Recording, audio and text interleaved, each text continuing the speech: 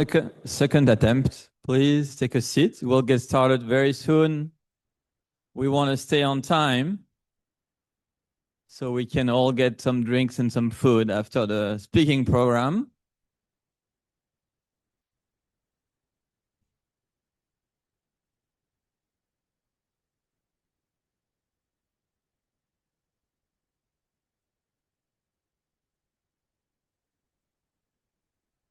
I might ask the C2V team to do some cat herding. Russ, and your skills. It's here.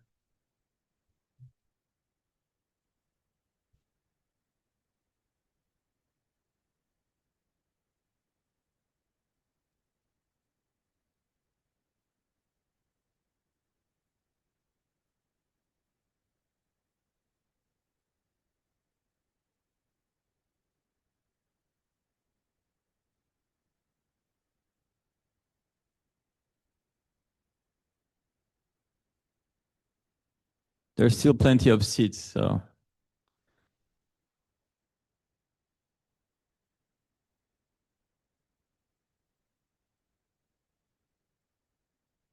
All right, well, with that, I think we're going to get started. Welcome, everyone. This is the Year 5 Kickoff event. Thank you so much for coming. Welcome to Greentown Labs. It's really a pleasure to host you here. My name is Fred Clerc. I'm the director for the Carbontech Initiative out of the Arbon Future Lab at NYU Tandon. We're one of the 3 partners running this program in collaboration with Greentown Labs and Fraunhofer. Again, thanks for coming. I know, it's already dark out there. It's very cold. You might be coming from very far away. We have a lot of travelers here. I want to thank particularly everyone who took a flight, who took a train, who drove here. I know it wasn't easy for everybody, so thank you so much. It's always a pleasure to convene the community of Carbontech we have built over the last 5 years. It's really an incredible group. I'm very excited to present the Year 5 companies this year, and they will present a little bit about C2V. It's really something quite unique we have built. We're focusing on Carbontech as a category of innovation to generate economic wealth, but at the same time reducing emissions. We know that for a lot of these technologies, partnerships with large industrials is going to be critical. And we have a model to de-risk and accelerate the partnership outcomes between startups and corporates, and building, completely new carbon value chains at scale, more cost effectively, and deploy these in the field. So that's really our end goal. We have been doing this for the last 5 years with some great results. I will speak to some of this. But I want to talk about the engine behind C2V, which is our Carbontech Leadership Council members. This is much more than a logo wall. There are really a ton of resources behind each of these logos. We have numerous champions, sponsors, technical experts that are participating through all the scouting, the down selection, and then, of course, working with the startups. So I really want to thank for all their commitment over the years and all the participation, very active in the program. This year, we are very excited to have 2 new CLC members, Total Energy and L'Oreal, which you could argue you couldn't make as opposite on the spectrum. And that has nothing to do with the fact that I'm also French, or I hope so. But really 2 very important industry verticals. And very excited to see the possibilities with these 2 new players. If you are a corporate in the audience and you want to actually join that group, or if you're interested about their experience, please go and talk to them tonight. They can share how they work with startups and how C2V is a unique field. Because the other thing that's very interesting is that to build these value chains, we need collaboration, not just with the startups, but across these corporates. And that's a great vehicle, C2V, to foster this intra-CLC collaboration. I want to talk a little bit about our success over the years.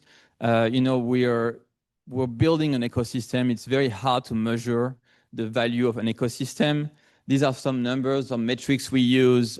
We've helped 35 startups in the past 4 years. They have raised over 600 million in capital follow-on funding. That number was 410 just a year ago. So considering the funding environment, that's a pretty good success.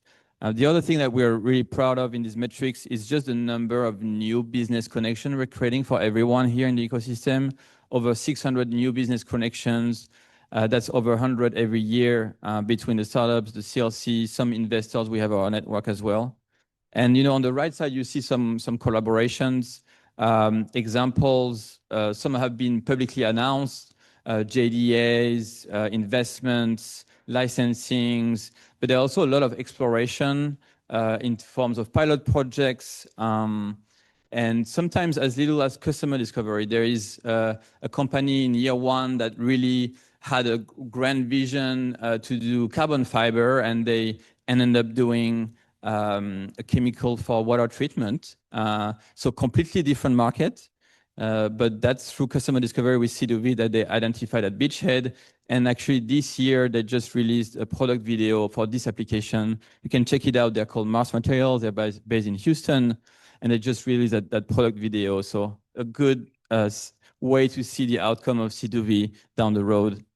I want to talk a little bit about alumni. We're very proud of the cohort over the years. You can see a little bit how they fit on the market map here. They are really staying very active, part of our alumni community. And we have a few good announcements over the last 6 to 12 months. So I want to point out some good progress here, especially in the fundraising side. Renew CO2 closed a 4 million seed round. Inadyne closed 8 million seed round. Planetary received a 1 million X Prize factor prize as part of the Carbon X Prize removal competition.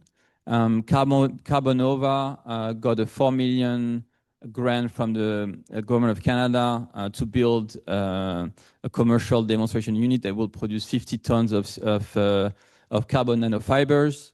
And Capture 6 closed 28 million Series A and project funding to build a carbon removal and water treatment facility.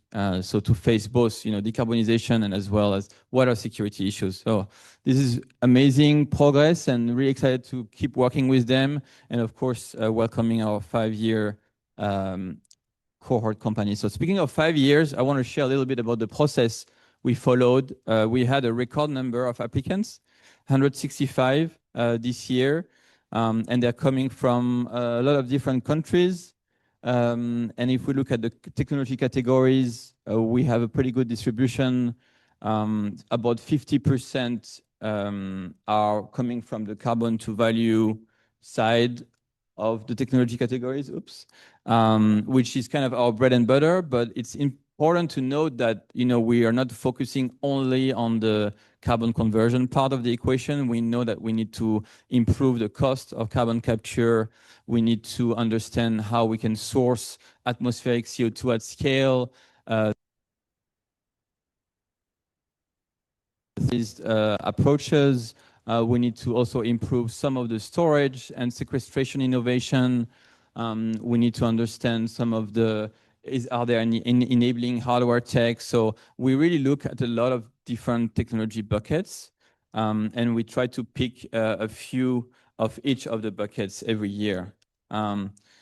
Before we go into the cohort presentations, I want to invite, I'm kind of mixed up here. No, I think I want to invite Julia Travaglini, head of Boston, for some quick remarks about the Greentown Boston lab. Thank you.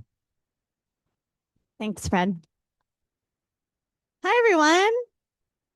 My name is Julia Travaglini. I've spent about 10 years at Greentown Labs leading marketing and communications until recently. I just returned from maternity leave about 2 weeks ago, so bear with me. I'm ripping off the Band-Aid of getting back up on stage and back into the groove of working. So I've stepped into a new role as the head of the Greentown Boston incubator. We also have an incubator in Houston, Texas.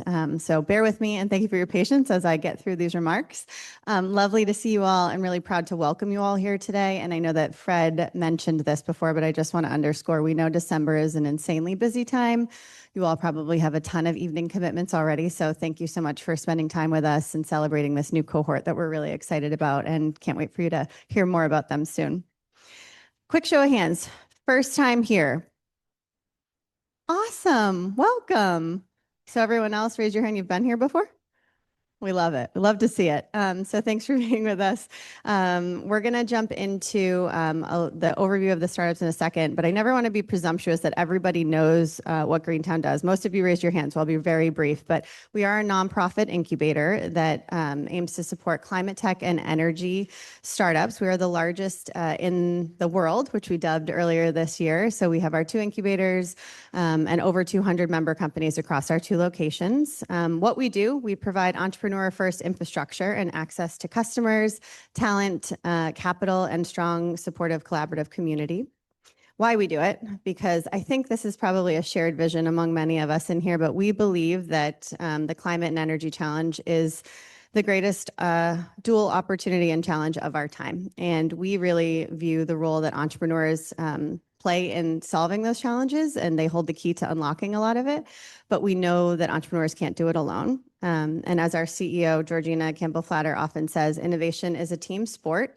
I was just going to try and make a Boston sports analogy or a joke, but it's just not landing for me today. And so we know that success happens for entrepreneurs, for everyone, when ecosystems work together. Things move faster, success moves faster, founders can achieve their goals and milestones faster.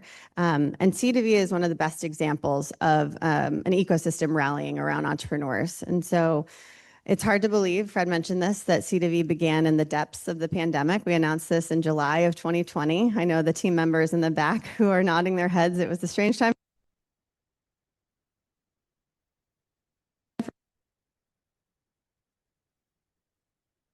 Off the 5th year with incredible support from our CLC members, amazing cohorts of entrepreneurs, and it's really a testament to the UFL team members, the Greentown team members, Fraunhofer team members, and the CLC members who make this program happen. So a quick round of applause for the team members who make it happen.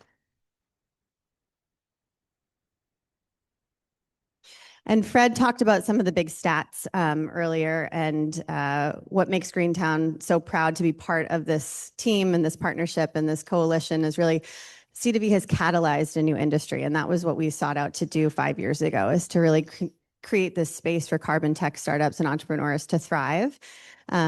And you heard the big stats, 600 million raised, which is incredible, 600 plus new relationships, new business relationships. And that's not just between the startups and the corporate partners. Many, I think, are also between the corporate partners together, which is wonderful. We love to see that kind of partnership happening. But as a marketer at heart, I love the big numbers, but I really think a lot of the magic is in the stories of what comes from these programs. And so a couple to call out. In 2021, C2V sparked a fluor and carbon-free partnership that ultimately led to carbon-free's agreement with U.S. Steel on a $150 million folk mineralization plant. That's incredible. I see James back there from Fluor. And in 2022, Carbon Direct led Airco's $30 million Series A after getting to know them through this program. And so those are just 2 very quick examples of the kinds of things that we like to see happen and curate and kind of born and bred out of these programs. So we're really excited to see what will be in store for this next cohort. And then a final kind of shameless plug for Greentown is that we're really proud that every year at least 2 of the cohort members have stayed on as Greentown Labs member companies, either here or at our Houston incubator. So here's hoping that continues with year 5. But we do take great pride in continuing to service and support these entrepreneurs that we get to know so well through these programs. And it feels like a kind of coming home and continuing with them on after they complete the program. So we hope to see many of you continue on after an awesome year with C2V. So with that, I'll pass it back to Fred because I think we are about to jump into the cohort, right? Awesome. Thank you all so much. Thank you, Julia. Yes, now the exciting time has started. Let me introduce you to the year 5 C2V cohort. Very excited about these 10 companies, largest cohort ever for C2V. So that's a good testament to the scale. We have great geographic diversity, 5 US companies, 2 from Canada, 2 from Europe, UK and Germany, and 1 from Africa, which is our first African-based startup, which is very exciting from a geographical diversity perspective. We also have a good diversity of stages, some earlier stage, some later stage, and I think that there's something for everyone really in C2V, and we have seen that over the years, year after year. A lot of great tech diversity. You're gonna hear about it more obviously from each company individually, but you will see we have 3 DAC companies, very different approaches, which is also why we were excited about taking 3 DAC companies. 1 subsurface mineralization company that it will improve the way we can store CO2, 4 CO2 conversion companies, so 1 to syngas, 1 to methanol, 1 to SAF, and 1 mineralization to chlorine-based products, 1 to advanced materials, so graphene, and 1 bio fermentation process to dyes and pigments. So really a great diversity of pathways, of products, of markets, of geographies, and this is what's the core value here at C2V. So in the next part, I will invite each startup on stage. They will have 3 minutes to share a little bit about what they do, what they expect from the program. This is not really a pitch in the investor sense, but really a get to know you 3 minutes. And that's why we have a lot of time after the speaking program for you to connect with the companies, go and talk to them, meet them. That's really the opportunities during the networking session. So with that, we're going to start with right away with our first company, and it's going to be Arbon. Please join me to welcome Arbon.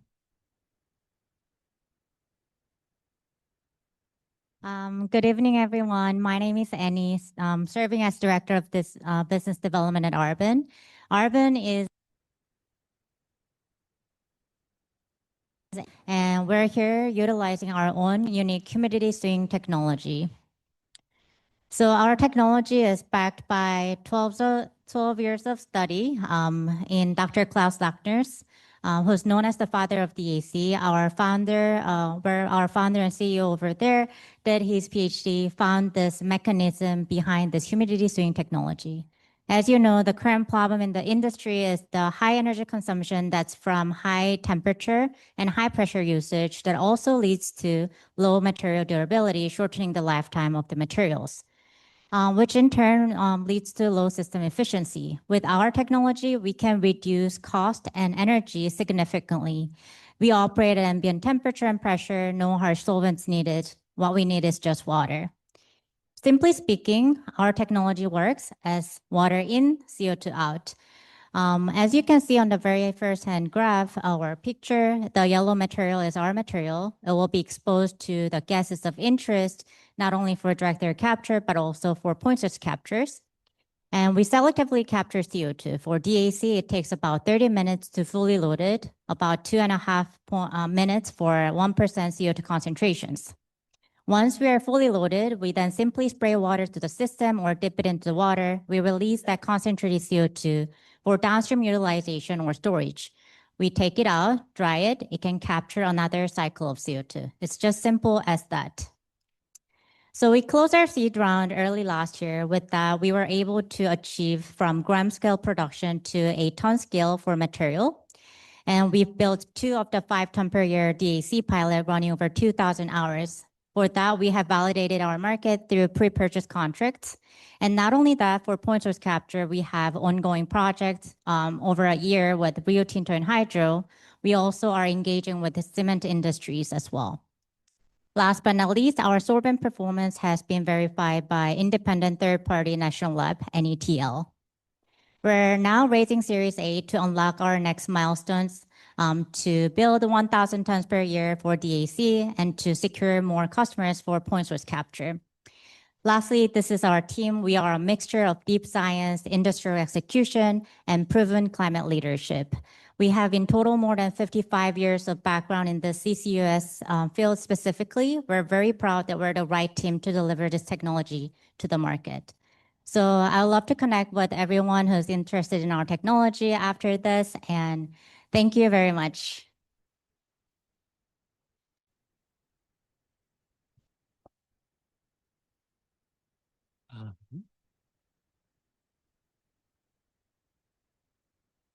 Good evening, everyone. Hi, my name is Martin. I'm the co-founder and CEO of Octavia Carbon, and we do geothermal direct air capture in Kenya. So our foundational insight as Octavia really was that DAC is renewable energy arbitrage. The atmosphere is universal and really only makes sense to do it where you have abundant, clean, cheap, firm energy. And for us, the insight was that, well, the lowest cost primary energy source there is the direct use of geothermal heat, which has been demonstrated in DAC before, but we would argue never quite been optimized for. So that's what we set out to do about 3.5 years ago. I moved my life to Kenya on the insight that it's the world's best place for direct air capture. And we've been sort of busy building the Global South's first direct air capture installation since then. So we built that about a year ago. We commissioned it after 6 months from design to that commissioning point. We've since rolled out a second generation of our technology. We are the world's second ever AAA carbon credit rating, which we're quite proud of. And we have now more than $3 million of contracted revenue with 20 corporate partners, most recently with Carbon Direct, which we're also quite proud of. Of course, one of the core things really about Kenya is that it is the world's 6th largest geothermal producer already, and also the fastest growing. We've quadrupled our capacity over the past decade or so, which really means that this site actually has 24/7 clean energy access from the grid. And we also have a private geothermal concession holder who's developing geothermal heat some sort of special economic zone status that we have at the site where we are. Our tech is patented. We do everything from the R&D to the manufacturing to the project development of our technology in-house, which allows us to really solve for the high capex of DAC today by doing it in a very low-cost jurisdiction that we have in Kenya. And for our sort of CO2, we work across geological sequestration. We have Cella, who's going to present in a bit, and then also concrete mineralization and also the industrial use of CO2. And yeah, why we're here and why we're really excited about this program is because we really want to sort of like grow our networks in the sort of carbon to value space, build strategic partnerships, really think about the versatility of DAC and the many things it could be put to use for, exploring US and global deployments in sort of the longer term for the hardware that we produce, manufacture, and then also like really like thinking more deeply about sort of like financing and scaling up for our first of a kind and beyond. We've just closed this Series A1 and also excited to talk about the financing aspects of that even more. But with that, I'm super excited to continue the conversation later. And again, thank you so much for having us here. And yeah, excited to pass to the next team.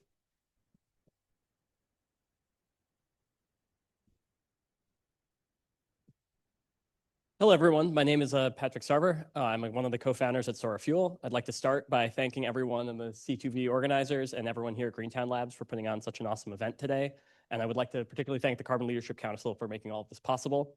On behalf of the Sora Fuel team, I'm really excited to talk with you all about our unique approach to integrating direct air capture and CO2 electrolysis. To decarbonize aviation, we fundamentally need a way to make carbon neutral jet fuel. Given the scale of the aviation market, the only material that could possibly be scaled to meet a substantial portion of it is CO2 from the air.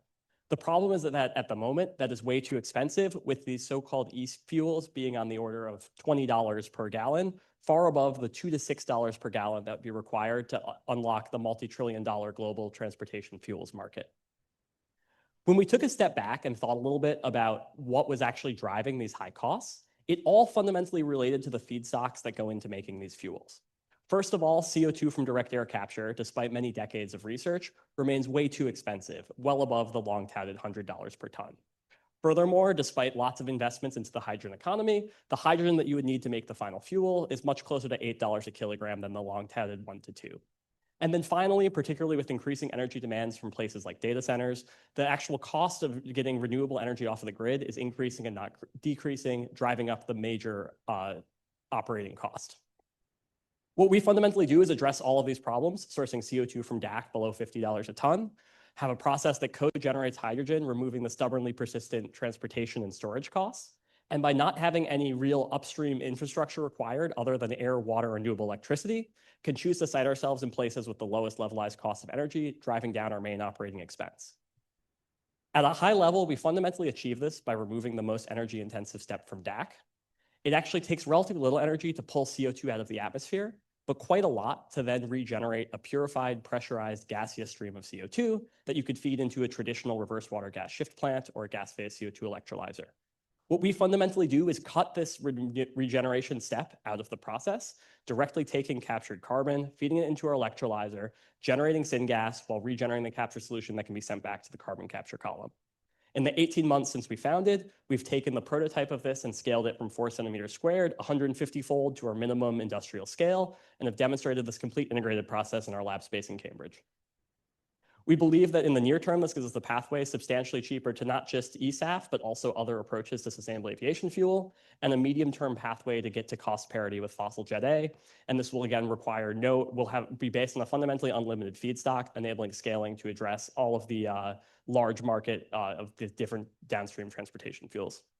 I'd like to thank you all for taking the time, and I'd be happy to continue the discussion with anyone later today.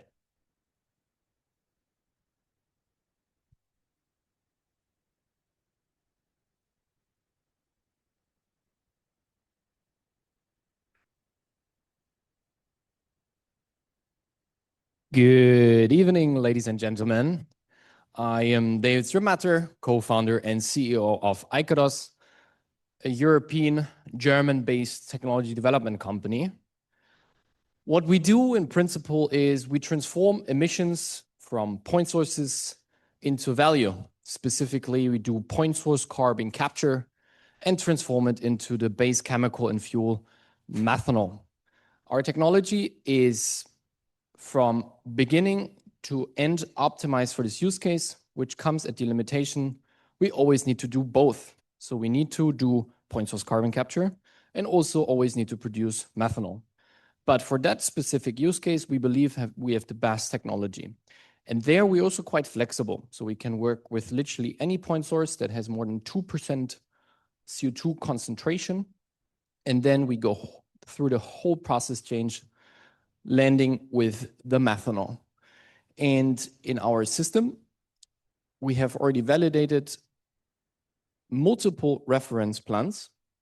You can see here my co-founder, Francisco Vidal Vázquez, my Spanish colleague and PhD postdoc who started back in 2019 with a laboratory plant. And since then, we have built a fully integrated pilot plant. We are currently constructing a demonstration plant, which is, I would say, as high as the ceiling here. And in parallel, we are also doing project development for our first commercial scale plants. Now, why are we here? As these other startups, we are seeking commercial opportunities. We are focusing for our first commercial plant will be overseas, meaning United States is definitely in our target sweet spots. What we want to do is to roll out this technology globally. We believe we can harness a lot of CO2 sources and transform that into the mass base chemical methanol. And if you're excited about this opportunity to work maybe with the best point source carbon capture to methanol technology, I'm super excited to meet you later. Thank you so much.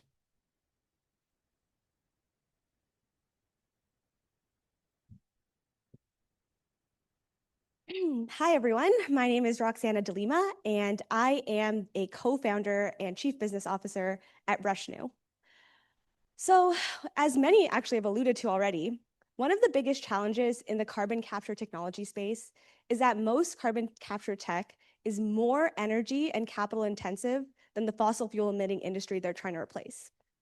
This is an issue because the chemical industry is barely profitable, or it has very small profit margins, and so a small increase in cost can lead to business models that are not viable. This situation led me to have a slight existential crisis at the age of 30, I'm 31 now, about where I was going in the carbon capture space. And I decided I would not join another startup unless I truly believed that the technology could be more competitive with the industry they're trying to replace. And so that's why I'm very excited to be here, to be presenting on Rushnu today. I truly believe that we have developed a technology that is more profitable than the industry. So the industry we're replacing is the chlorine industry. Chlorine is used everywhere. It's used in your swimming pools, it's used in your laundry detergent, it's used in PVC piping in your house. It's also used in the lithium batteries in your phone through hydrochloric acid, which is what's used to leach it. And so our process takes in salt in the form of sodium chloride, which is currently what's used by the chlorine industry. We also take in waste streams for CO2, so either flue gas or biogas, and we produce chlorine chemicals at industry standards as well as a carbonated mineral. Our process uses very simple chemistry and equipment that has been around for centuries. And this enables us to significantly lower the cost of the capital used as well as energy. And so we can produce chlorine at 60% cost compared to industry, while being carbon negative or neutral instead of carbon producing. We currently have a pilot operating at Silicon Valley Clean Water in California, and we produce sodium hypochlorite, also known as bleach for them.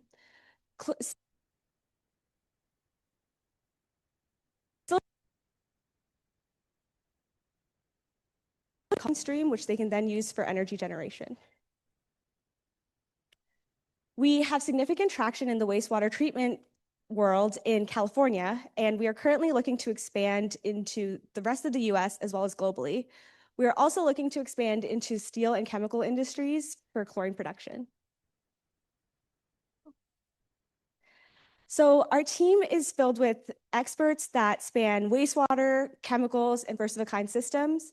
My partner in crime, Dr. Mateen Hanifzadeh, is also here. He is the CEO and brains behind this process. And we're very excited to be here at C2V. We have two main goals: to find partnerships that either are large carbon emitters looking to decarbonize, or large chlorine consumers looking to essentially reduce the risk of their supply chains and also buy chlorine for cheaper. We are also currently raising a $4 million seed round, and so we're looking for co-leads or followers. And I'll be here all evening, so I'd love to chat with you after. Thank you.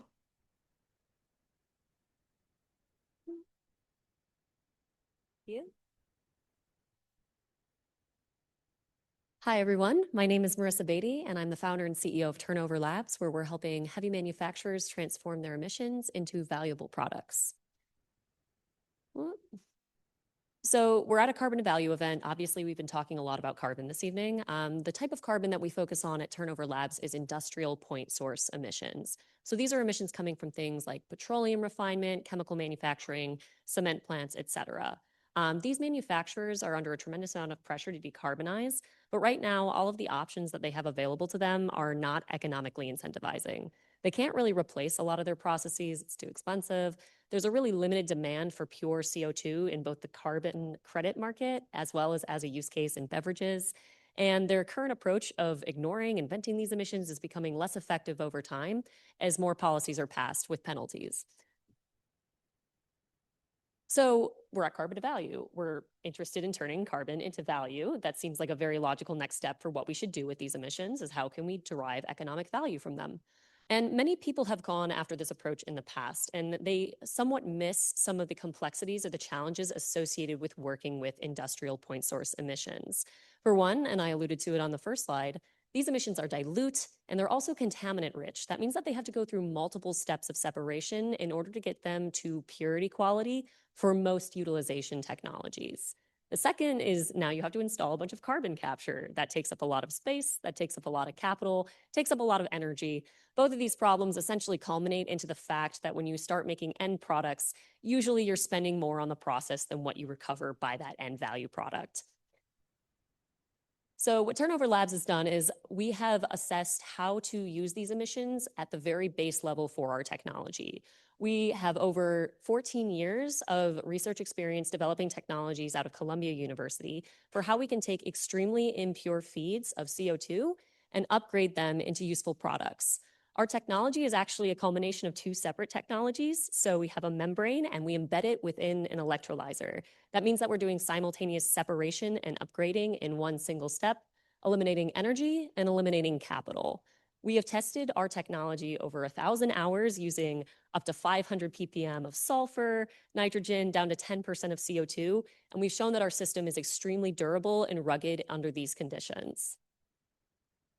So we're a 4-person team running strong out of Brooklyn. We're actually scaling up for our first pilot in Q3 2026. So if you're an emitter or if you're somebody who's looking for carbon neutral chemicals or materials, please come talk to me afterwards. Thank you.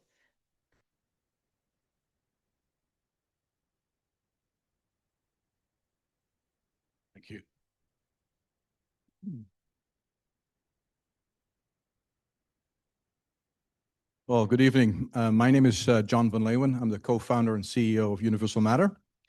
We're a materials company, better materials, better value. We are probably the mature company in the room. We're more of a scale-up than a startup. We've been at it 6 years, started just before COVID, and built our first demo plant during that time.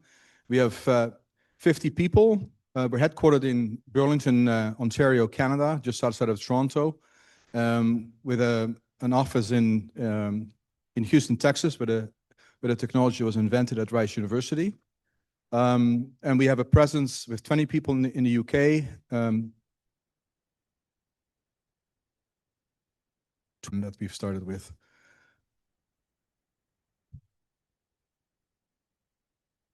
So what do? We, unlike the previous people that were on stage that work with gas, we work with solid carbon.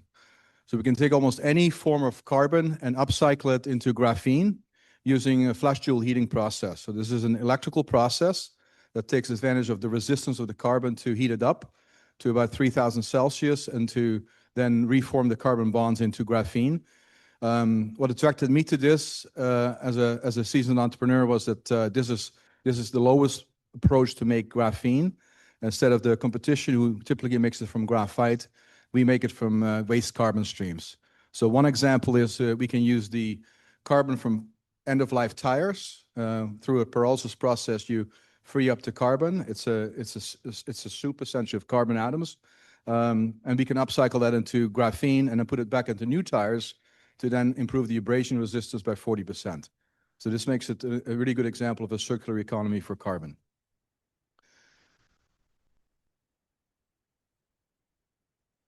So this is the process. So flash Joule heating, again, we can use all kinds of different forms of carbon. So we can use coal, petcoke,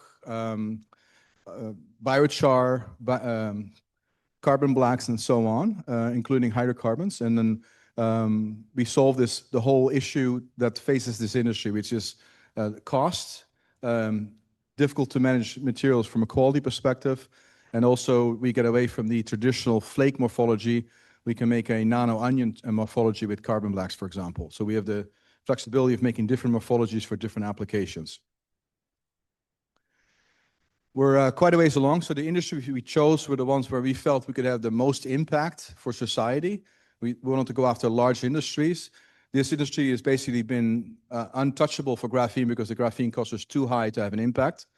But when you make graphenes into an admixture and add it to concrete, you can make low carbon concrete. So you can take cement out by putting graphene in. And the rough rule of thumb is for every 1 metric ton of graphene, we can abate 1,600 metric tons of CO2 in the concrete industry. The building on the right is one we just did in London, Canary Wharf. It's the first ever multi-story building built with a graphene-based concrete. We did this with one of the largest producers as a proof of concept. They have been tapped on the shoulder to work with them on the Lower Thames Crossing, which is a $12 billion tunnel project under the River Thames, which will use about a million cubic meters of concrete.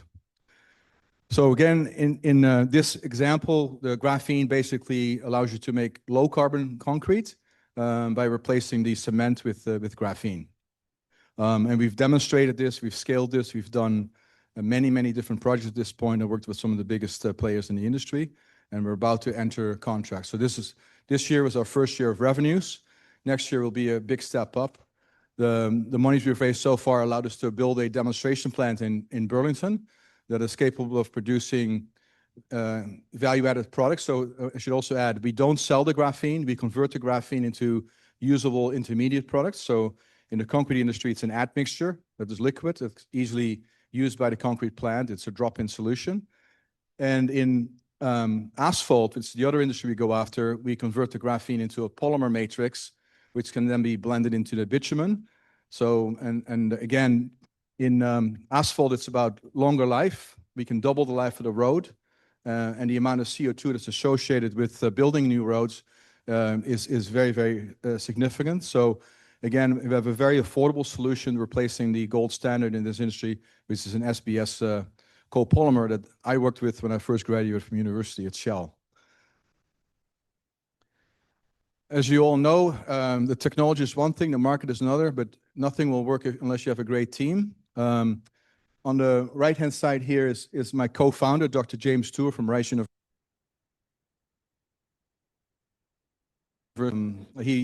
Under his guidance, Zhui Luong invented this technology.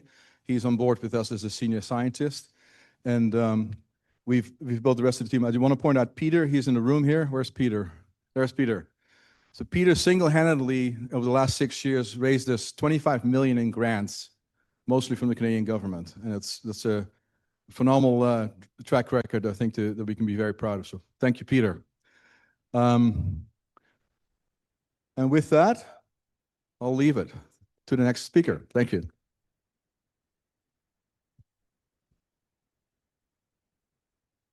Hi, I'm Sarah. I'm the co-founder and the Chief Innovation Officer at Light One. So Light One was started from a deep need to change how we color our world. My co-founder and I come from the industry, so we saw firsthand the gaps in the market, especially around colors. These sustainable colorants that were on the market were not being implemented simply because they were not good enough. And so this is where we started with Light One, bringing our internal knowledge to build a solution that could truly be put in place. We wear oil, we bathe in it, we feed this to our kids, and this is all in the name of color. For example, the textile industry uses 800,000 tons of synthetic dyes every year and contributes 20% of the global wastewater. In the US, you'll be very familiar with the changing regulations around food dyes, but this is happening across many different industries: food, cosmetics, textiles.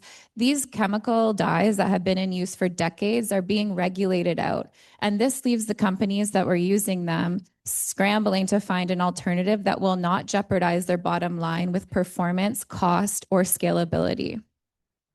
This is where Light One comes in.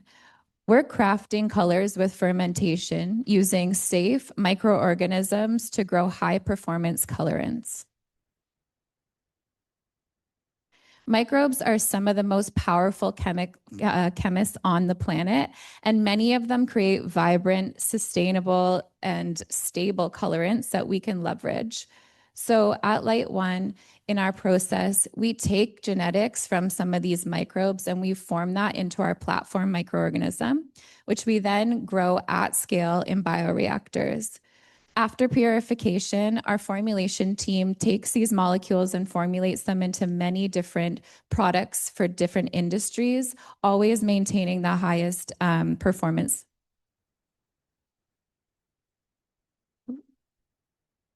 Sorry.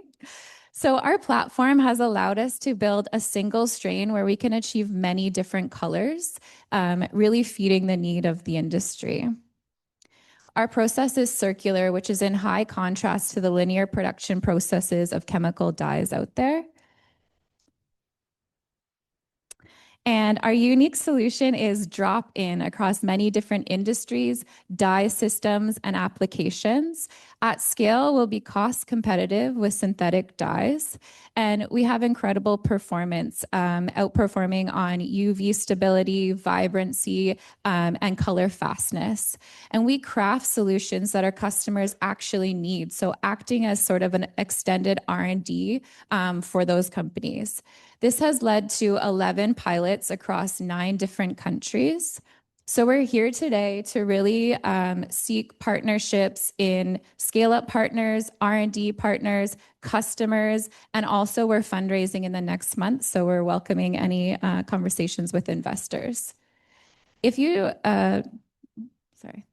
take a look around you right now, like color is everywhere. So this market is huge.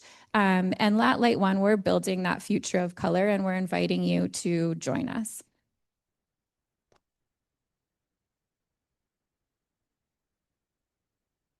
Great job. All right, you're almost there.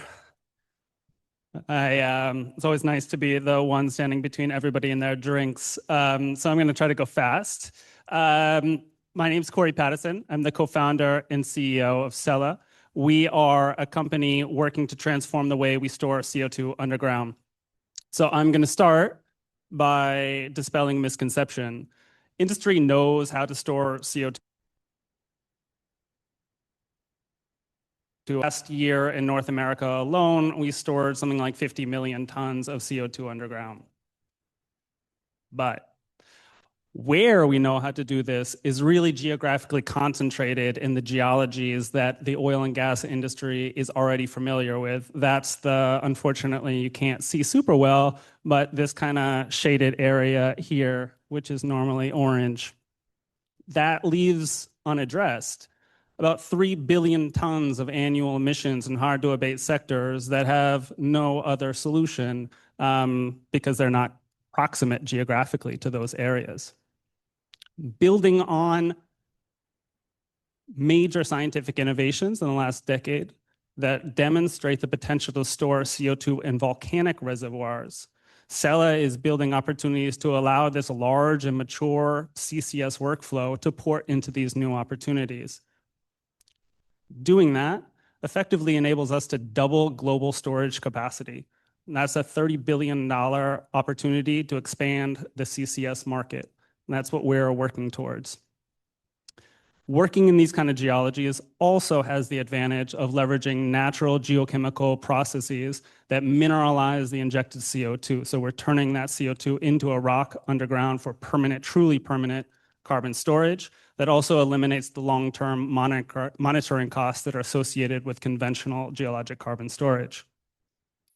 So at Cella, we're really focused on trying to solve the technology gaps that are preventing this large CCS workflow to be able to port into these new geographic opportunities.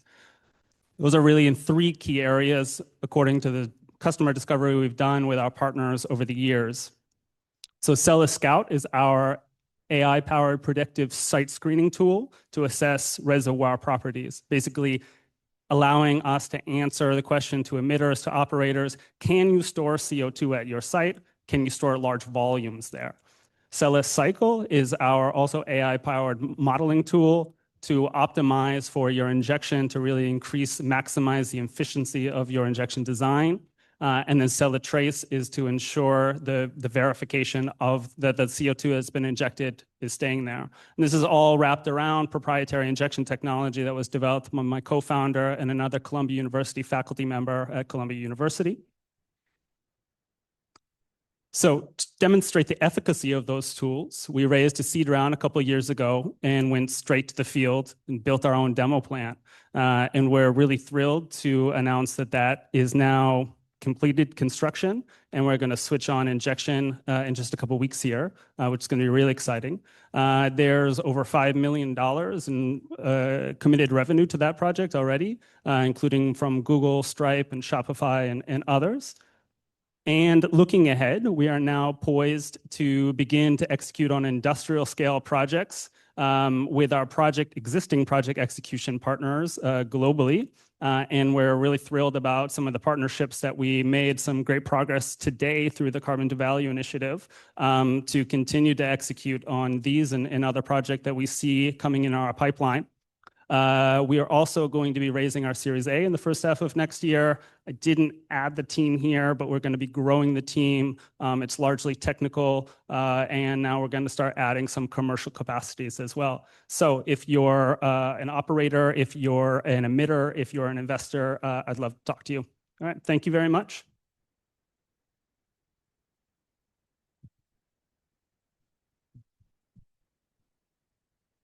Thank you so much. Well, please join me for another round of applause of the Year 5 cohort. Thank you so much, guys. Very excited to be working with you over the last 6 months and the whole CLC. Really a pleasure and an honor to be working with such amazing minds. And yeah, look forward to it. I also want to thank the whole C2V team and the Greentown Boston team. Can we give them a shout out, please?